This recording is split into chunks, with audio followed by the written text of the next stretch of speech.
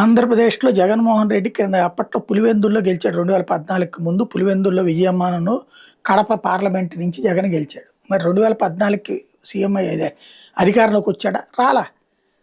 అదే సందర్భంలో 2019 ముందు జరిగినటువంటి కాకినాడ ఎన్నికతో పాటుగా మున్సిపల్ ఎలక్షన్స్ దగ్గర నుంచి నంద్యాల ఉప ఎన్నిక దాకా తెలుగుదేశం పార్టీ గెలిచింది.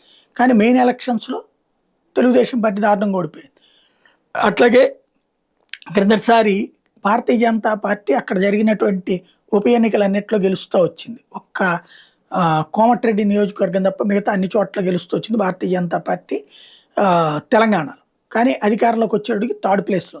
కాబట్టి ఈ బై ఎలక్షన్ బేస్ చేసుకుని ప్రభుత్వాలు మారిపోతాయి అనుకోవడం అమాయకత్వం.